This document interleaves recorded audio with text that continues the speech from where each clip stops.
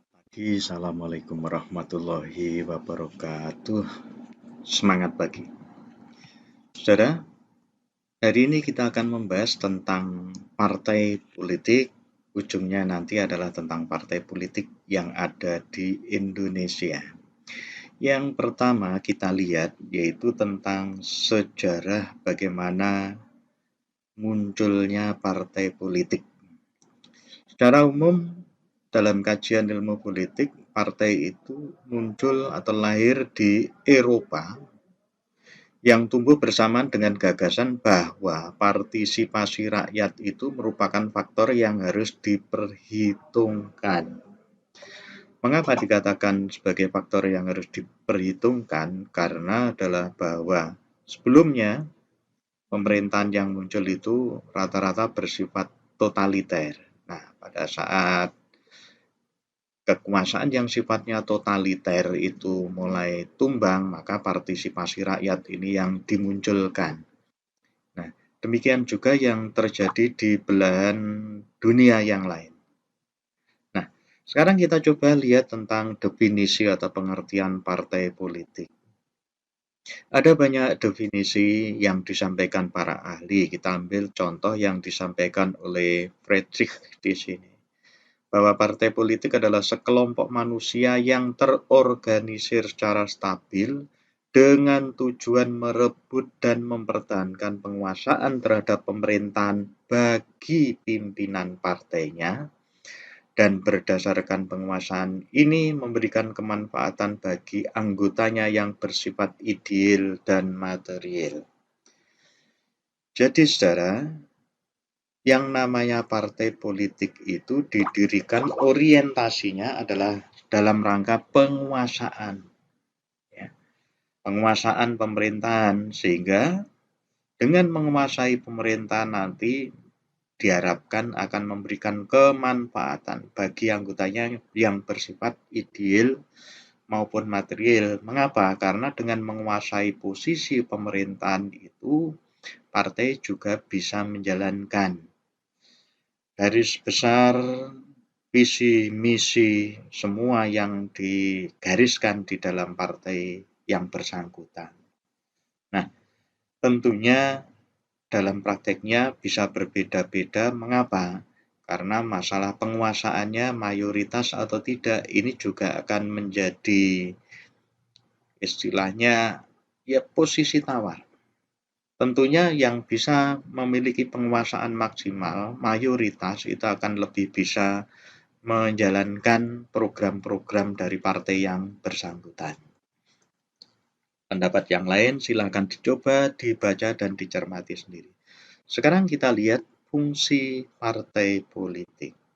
Ada banyak fungsi partai politik, tapi setidaknya ada 4 ini yang biasa diangkat sebagai kajian tentang fungsi partai politik. Yang pertama adalah komunikasi politik, yaitu penyampaian program atau informasi politik dari pimpinan kepada anggota partai politik. Demikian juga sebaliknya bisa bottom up dari anggota partai politik ke pemimpin atau pimpinan partai politik.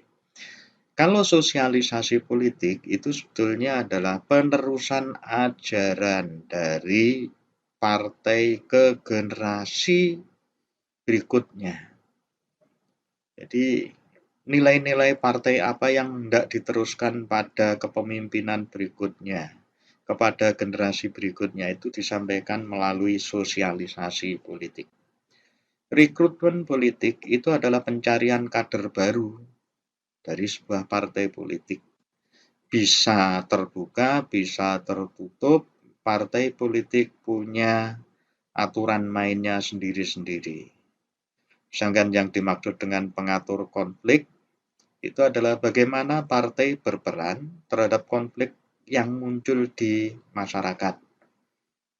Nah, mengapa bisa berperan? Karena partai tentunya punya anggota partai politik yang bisa jadi terlibat di dalam konflik yang bersangkutan. Di sini partai politik bisa berperan sebagai pengatur konflik.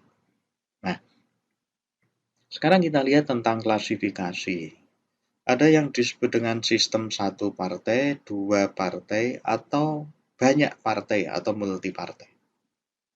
Sistem satu partai itu bisa dalam arti satu partai dalam arti sebenarnya atau tidak dalam arti sebenarnya. Jika dalam arti sebenarnya berarti di negara itu memang hanya ada satu partai. Tetapi jika dalam arti tidak sebenarnya, sebetulnya di negara itu ada banyak partai. Tetapi yang muncul dari waktu ke waktu hanya satu partai tertentu sehingga terlihat sepertinya hanya ada satu partai. Demikian juga dengan sistem dua partai dalam arti sebenarnya dan dalam arti tidak sebenarnya. Jika dalam arti sebenarnya, maka di negara itu memang hanya ada dua partai. Tetapi jika dalam arti tidak sebenarnya, maka di negara itu bisa jadi ada banyak partai, multi partai. Tetapi yang muncul dari waktu ke waktu yang dominan itu hanya dua partai. Sehingga seakan-akan di negara itu hanya ada dua partai. Sedangkan disebut dengan multi partai jika di negara itu terdiri lebih dari dua partai dalam arti tiga partai ke atas dengan jumlah yang tidak terbatas. Itu disebut dengan multi partai. Bagaimana perkembangan di Indonesia? Nah, keberadaan partai di masa penjajahan Belanda sudah ada. Jepang, partai ditekan keberadaannya, direpres, tidak banyak muncul. Masa awal kemerdekaan muncul banyak. Demikian juga pada masa Orde Lama, sistem multi partai apalagi dengan demokrasi liberalnya, jumlah partai banyak. Karena dianggap kontraproduktif, maka pada masa Orde Baru, partai jumlahnya diperkecil, istilahnya fusi partai, penggabungan partai. Sehingga pada masa Orde Baru tahun 73 itu hanya muncul 3 partai. Sampai pada akhir masa Orde Baru hanya ada 3 partai. Bagaimana dengan masa reformasi? Jumlah partai menjadi besar lagi. Ya, jumlahnya banyak sekali berkembang karena memang dibuka keran untuk mendirikan partai. Nah, masalah jumlah partai yang banyak ini bisa produktif tapi juga bisa kontraproduktif. Saya pikir ini sesuatu yang menarik untuk dikaji. Saudara bisa mencari literatur yang kredibel untuk melihat ini. Dan saudara bisa melihat realitas yang terjadi di masa sekarang. Apakah dengan jumlah partai yang besar, partai-partai itu juga bisa memposisikan dirinya sebagai partai yang produktif? Ya, jadi memang keberadaannya itu penting. Atau hanya sekedar muncul sebagai partai yang ikut serta dalam pesta demokrasi yang diselenggarakan. Nah, sekarang terakhir bagian ini kita lihat tentang single member konstituensi dan multi member konstituensi sebagai pelaksanaan pesta demokrasi atau pemilihan umum.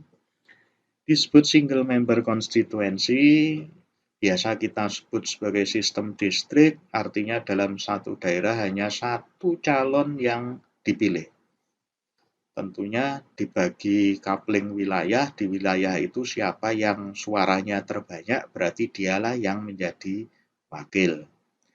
Sedangkan yang disebut dengan multi-member konstituensi biasa disebut sistem proporsional. Dalam satu daerah pemilihan bisa ada lebih dari satu wakil sesuai dengan proporsi perolehan